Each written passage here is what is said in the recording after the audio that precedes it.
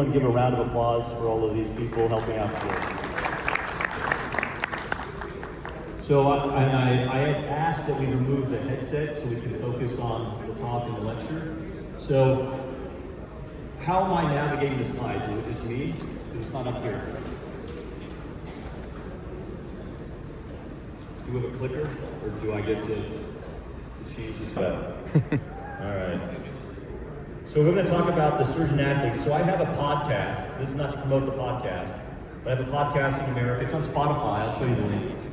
It's on general health topics. And the talk actually relates to a book of mine that's coming out. It's called Surgeon Athlete, but it's a mainstream book. It's on surgical longevity and longevity in how we neglect it as surgeons, but it covers, and here we go. That's the Spotify. So we're up to, I think, 100,000 followers organically, and my book is coming out in the next 12 months on this very topic. So I'm going to talk about the keys to longevity, and I don't think I can control can I control the slides? Or? Okay, here we go. So this is me, and I only give this because I neglected all of these things for many years in my life. That is the component of training, how it manifests in what is spine surgery.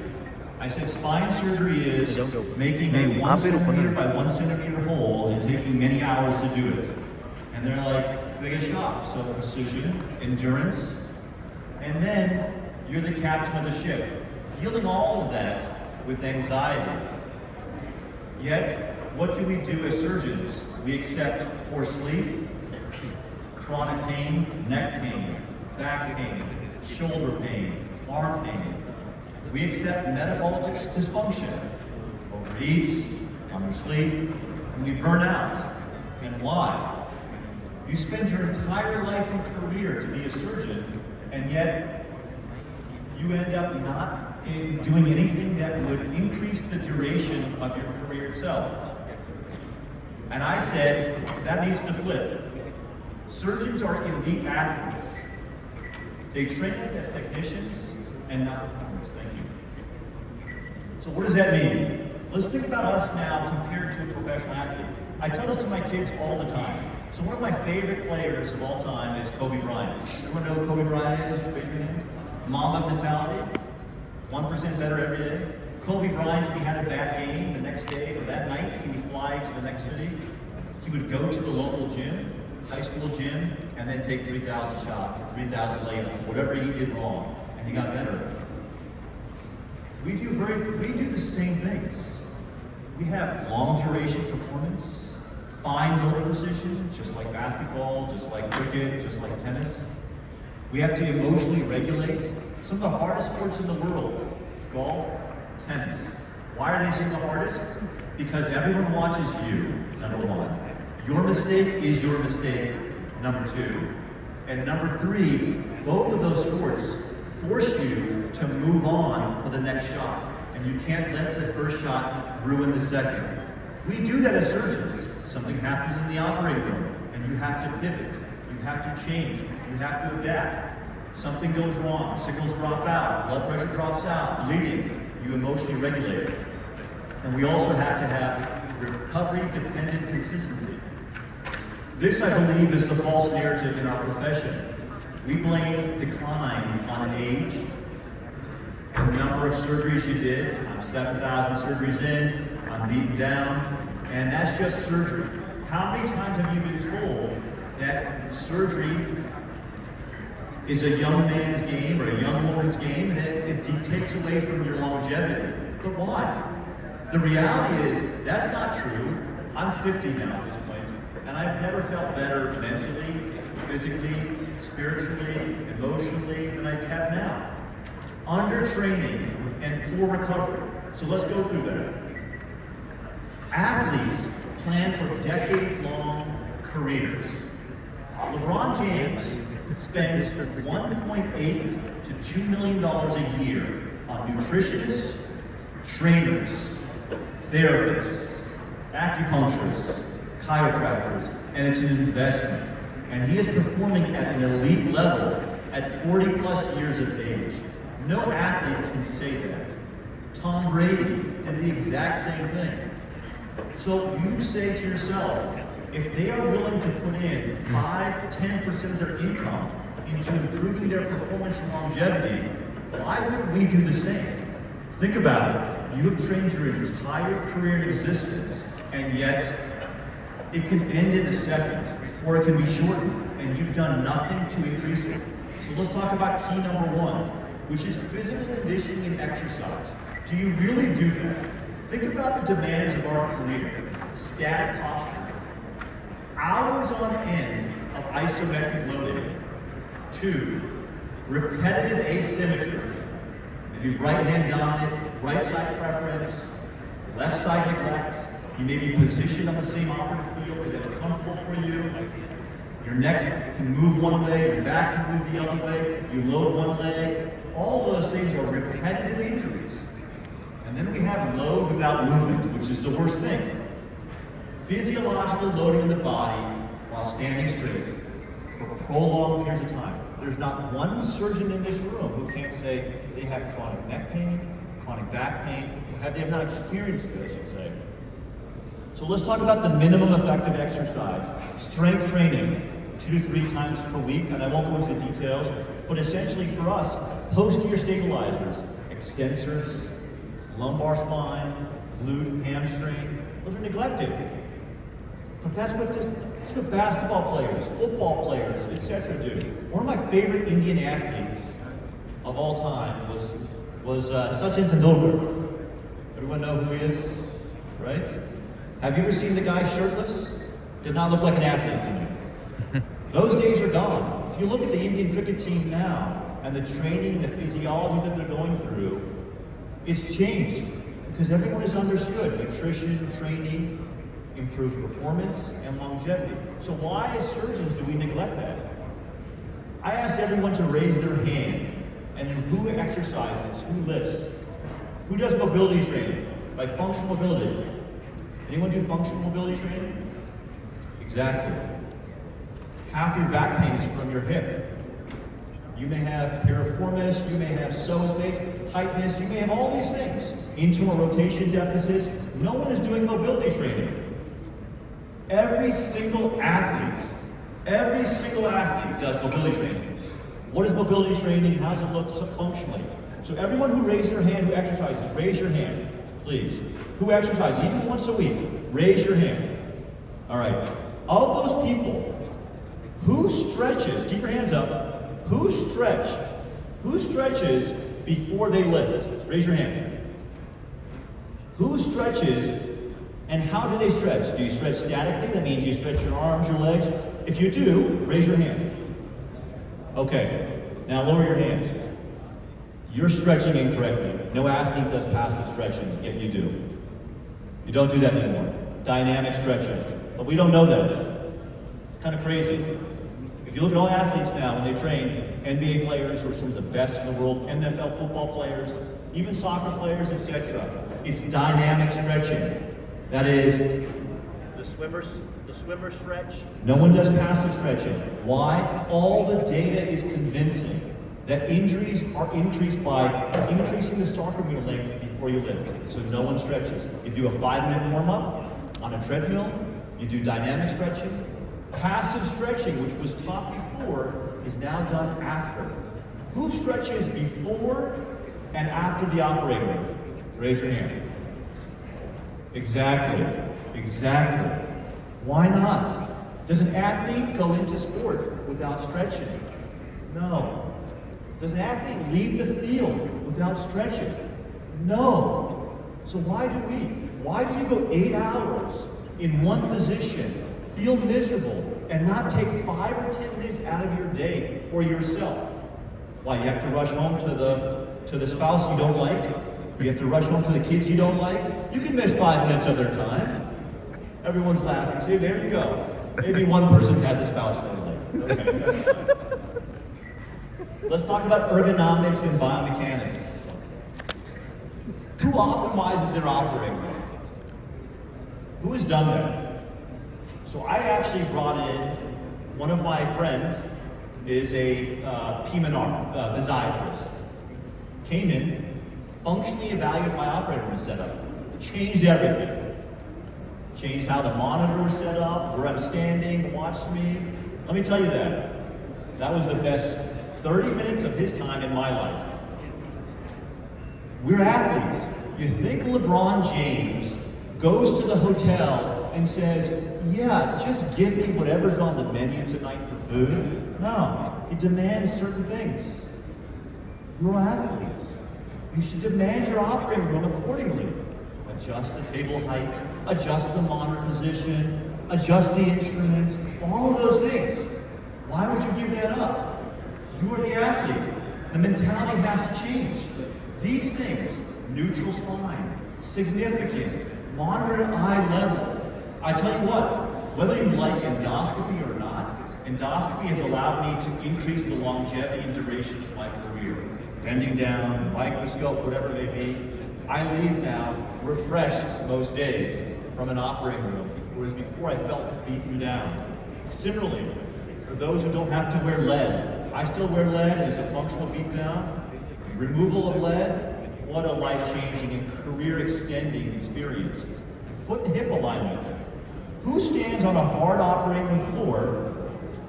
Which of you puts a pad down or stands on a blanket?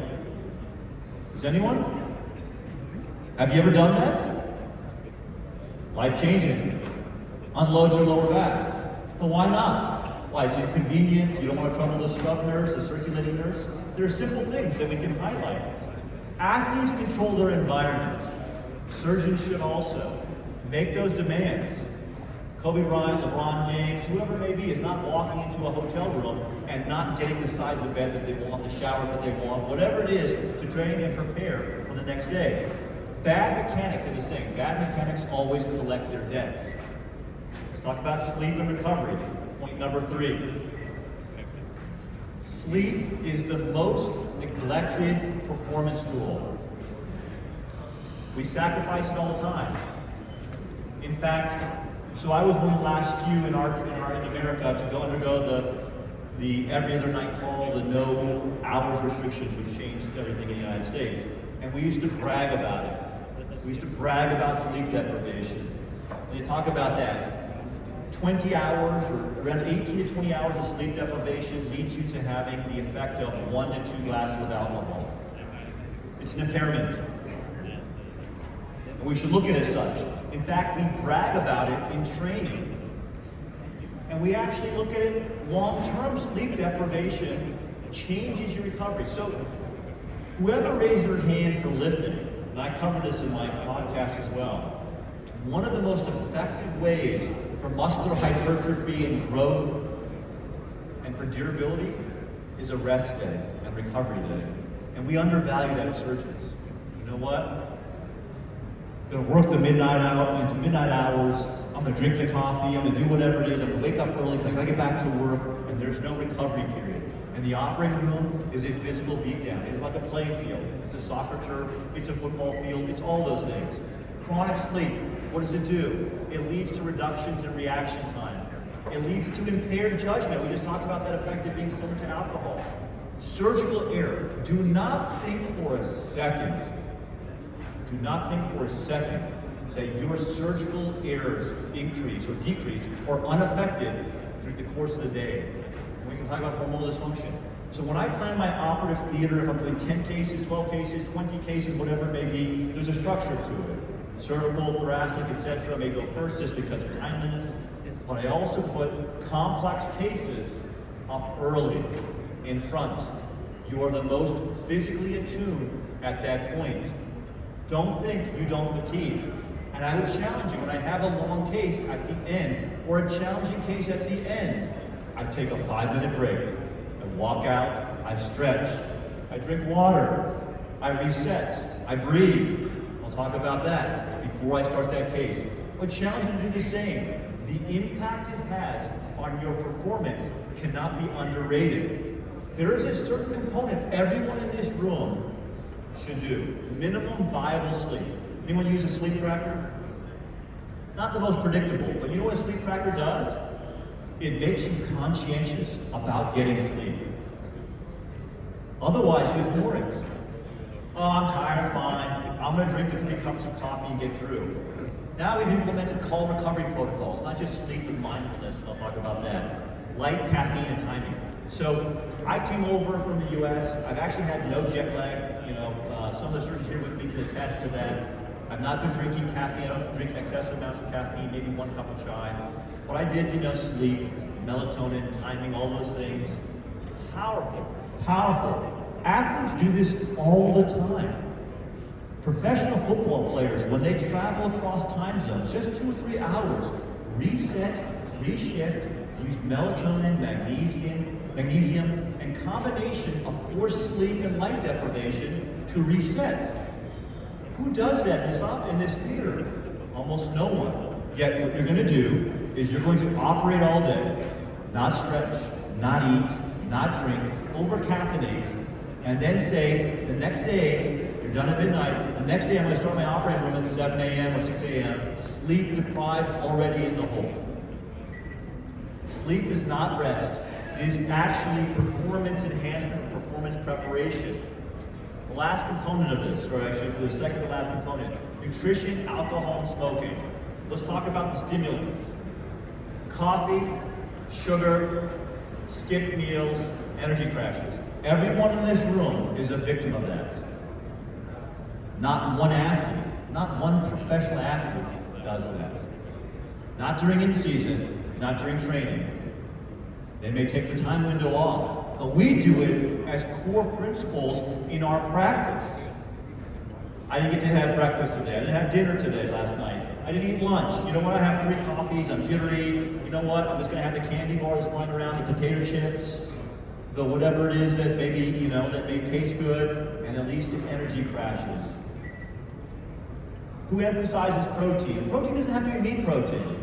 Who emphasizes protein now? The data is very convincing, right? So we talk about heavy lifting, increasing basal metabolic rate, protein for feeling of satiety, fats, proper fats, and sugars reduction. It's really simple.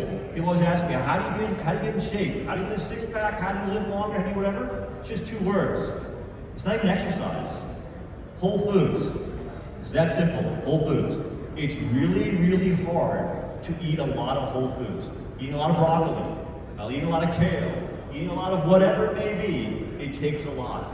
Unfortunately, this is my first time in India in 10 years. I have seen you guys have become Americanized. And that's the worst thing. McDonald's, Taco Bell, fast food diets, ordered Uber Eats or whatever the delivery service is, Blink, whatever you get you get the food right away, the chips. I ordered $25 of chips yesterday, like 200 bags of chips in my hotel room right now, because I tried to sample those. You become very American. The American diet is horrendous. It is horrendous. We are a processed food diet. We are the worst diet in the world. And we see those effects in longevity. Surgeons should not be doing that. Who drinks water throughout the operative day? Do you know how much water you're drinking? You don't. So surgeons have a high risk of kidney stones, right? Everyone knows that? High rate of kidney stone formation? Because we're chronically dehydrated. So I bring in my 1 liter a bottle, and every day I go through 3 of them in the operating room. Guaranteed. Force myself. You'll be surprised. At the end of the operative day, you are still not having clear urine because you are still behind. You are dehydrated, under the lights, under the lead, under the C-arm, under whatever. You are in a very dry environment. You will be dehydrated. Who actually takes a meal to work? Anyone? All right, exactly.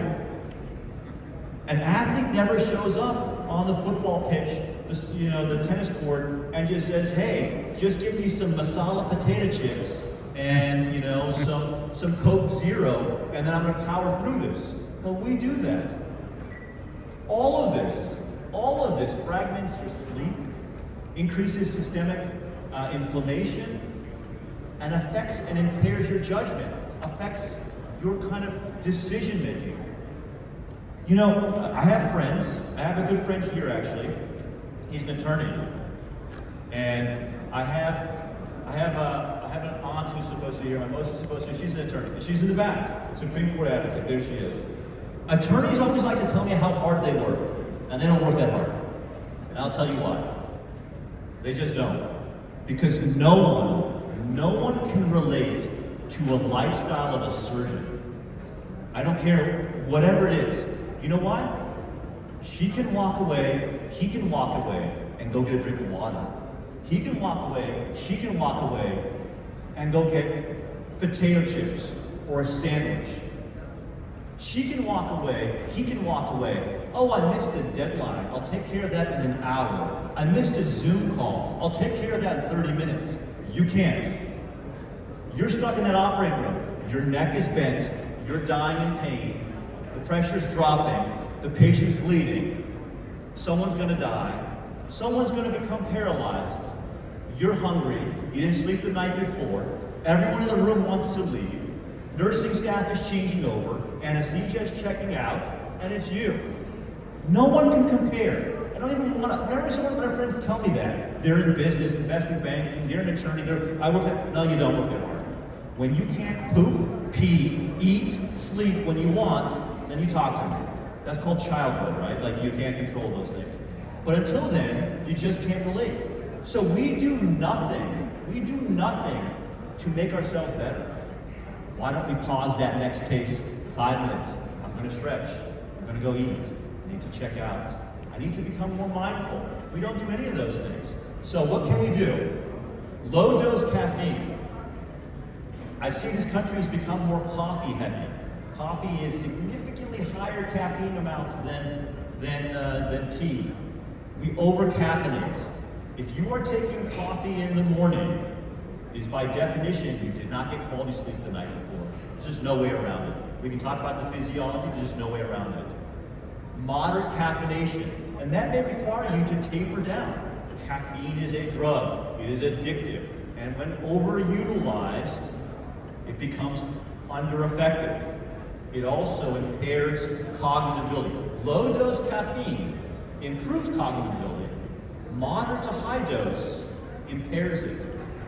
We need to limit the daily caffeine, we can talk about that, and use it strategically. So, when do I use caffeine? I use caffeine, I get low grade migraines, I take a low dose. I take about 80 milligrams, which is a Diet Coke, or Coke Zero, whatever that equivalent here in this country is.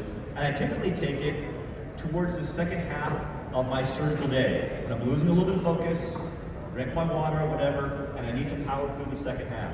And then you know what it does? It cognitively improves my performance. You need to minimally consume processed foods. Preparing your meal and bringing it to work is powerful. Is powerful. Whole foods is the key to everything in longevity. You cannot have a balanced diet. You cannot have a healthy diet if you don't meal prep. That may be someone who comes to prepare your food. That may be you doing it. That's what I do. That one meal a day in your office environment will dramatically improve what happens to you later. And I'll give you an example. You rush to the operating room early in the morning, you don't eat, you drink your 2 cups of coffee or your cup of coffee, you operate all day, you don't drink. What do? You come out, you're halfway through the day, you're crashing, you grab a candy bar, you get an insulin spike, you crash again, you eat some potato chips, you come home, you're angry, you're irritable, you eat whatever's for dinner, and you repeat that cycle. Not once did you break that cycle.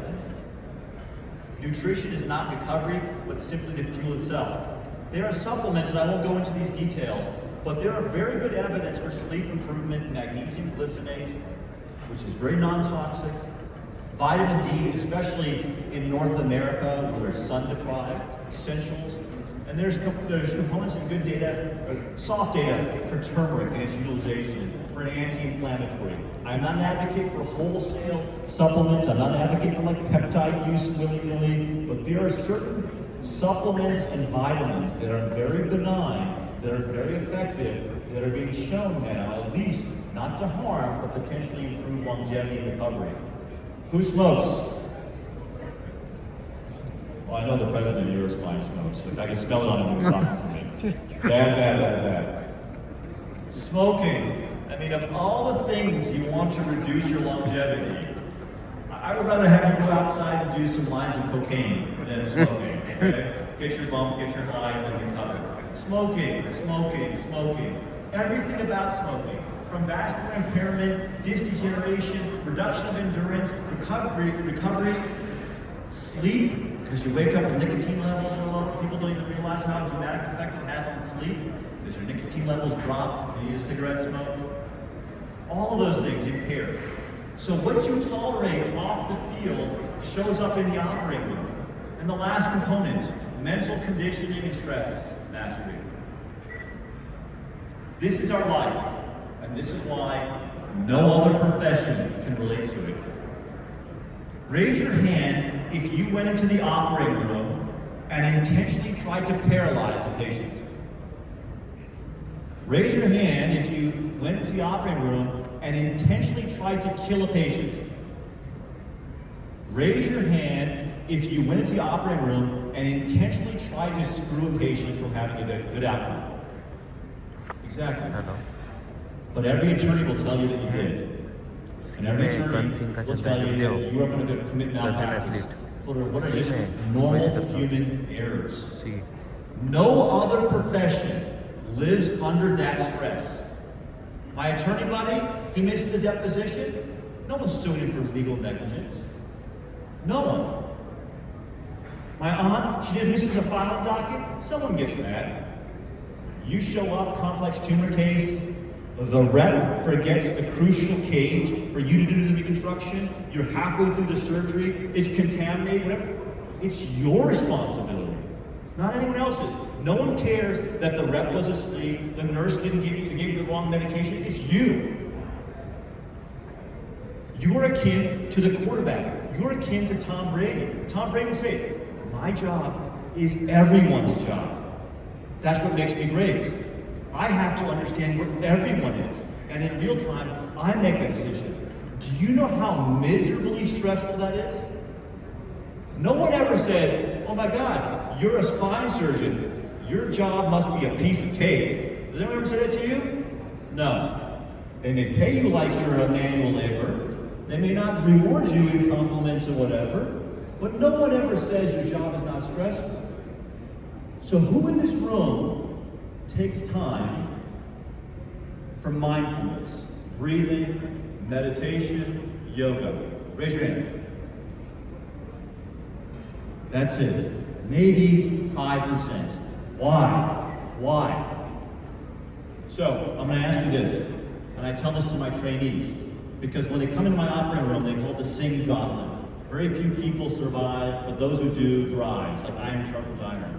I had one trainee, this is a true story, who was so scared to operate. He didn't get to operate with me. This is not a joke. One trainee came in to operate my operating room. It was very precise, very analytical, very surgical, and methodical. You're either part of the system or not. Day one, scrubs in, make a decision, and it's like an orchestra. And he goes, I'm not feeling well, I have to leave. He left. 1 week later, he comes back in my operating room. No joke. Scrubs back in. I'm not feeling well, he left. He left. He actually went to the bathroom and he soiled himself. He got so nervous, his anxiety took over. He ended up never scrubbing with me. He's actually a well-known surgeon, spine surgeon, at the Harvard Health System now. He called me up, this is maybe 2-3 years ago. He said, I want to tell you a story, Dr. Singh. I was really nervous. I go, we all were nervous. I got it. So what I do now is all of my trainees, I take them to this. Do you ever watch, and I tell this to my son now, who's training sports. Do you ever watch Tiger Woods, Roy McIlroy, LeBron James, Kobe Bryant? What do they do before they take the shot, before they shoot the basket, before they do anything? What do they do? Some ritual. They pause, they breathe, and they visualize. Right? They reset their sympathetic tone. In the operating room, you do it. The best surgeons, you know what? Dura's torn, blood pressure dropping, deep breath, pause, restore order. We need X, Y, and Z. Those that don't, overcooked on caffeine, tired, anxiety provoked, start yelling, screaming, losing control. Great leaders don't do that.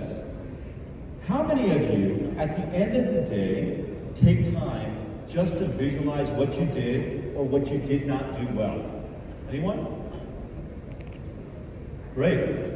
So I do that and actually keep a list of my cases. At the end of the day, I take notes. I missed this one thing. I look back at the MRI and go through my process of my day and I reset. And I think about my day. I do it when I'm driving home. I just, no music, no nothing. And I think about what I did well. Proud moment. What I didn't do well, what I could do better. How many end their night with some type of breathing exercise? Right here. It's been shown over and over again. 5 minutes a day. 5 minutes a day in absolute silence. Seems like forever. It's really hard to do it. At some point, your brain stops thinking about the rest of the day and you can reset. So I make all my trainees. We do a pre-case breathing. Tell them to calm down. Visualize the day. You can do it. And they breathe. 30 seconds, 1 minute. Post-case. As soon as they're done. Heart rate's up. Blood pressure's up. Deep breath. Reset. I've done this now 3 years. And every single trainee has incorporated it into their practice. Every athlete does it. Every single athlete. You see them. What would Tom Brady do? This is an American thing, but what would Tom Brady do before a football game? Does anyone know? He would walk the field. He would visualize the entire field. He would sit down in the pitch, in the middle, and he would just breathe. Who loves Lionel Messi? Messi? Messi fans? Messi comes out 30 minutes before a game, before practice. He sits on one corner, and I don't know which corner he picks, one corner. He visualizes the entire field. He sits, he breathes, he pictures it. At the end, you almost always see this. Athletes, they sit, they breathe, they soak it in, they think about it, they post-process. I would challenge you to do the same. Put in perspective what you did well. Put in perspective what you didn't. Put in perspective what you would change. All of those things are insightful. They recalibrate your brain. I personally would tell you, meditation has been transformative for me, incorporated in the last 6 to 7 years. I'm not some expert. I do simple breathing. I do it with my kids. My son has a component of ADHD, and it calms him down and it resets. In a stressful environment that we constantly live in, no one can relate. We're always heightened anxiety. It is the simplest maneuver you can do. Plus minus on the yoga, I think is beneficial. But mental fitness is not treated like physical fitness. Do you guys know Max Verstappen, Lewis Hamilton, Tom Brady, who is the other one? All come out. They have cognitive therapists that they work with. They institute this on a routine basis. I'm really asking you to take 5 minutes every day in the beginning and the end to breathe and to recalibrate. All of this has been demonstrated in athletes. Steady hands, better decision making, and a lower rate of burnout. So as I close this up, the old model of surgical training is high volume. Sacrifice and give up everything for everybody else. Your senior partner, your mentor, your spouse, your whatever it is. Sacrifice, sacrifice, and sacrifice. And it's a war of attrition. Let's just see how long you can take before you burn out. I would challenge you. You should treat yourself like an athlete because you are. There are very few percentage of people. It's easy, nothing personal. It's easy to become an attorney. It's easy to become a banker. It's very hard to become a surgeon. It's years and years and years of sacrifice. So if you're a surgeon and you are elite, train like you're elite. Exercise like you're elite. Recover like you're elite. Optimize, demand your operating room like you're elite. And that is the only way to sustain excellence. Load, capacity, recovery, environment, and time course. These are the determining factors for you and your ultimate career and longevity. If you don't control them, they ultimately will control you. This is my podcast. I tell you to listen to it because it covers every single topic, because I need more followers than just my mom and relatives. And then lastly, I'll put this picture up here. These are my family, these are my kids, my daughter, and I put 3 generations. My son on the left, I call it Camp Kern. So he's at Camp Kern, he's getting big, he's getting jacked. That's me. And my father at 87, we were just in the gym together. We all worked out together, we did some breathing and exercising together, and this was just last week, he just turned 87. And I will tell you, genes are a component, but determination and investing in yourself are more important. Thank you.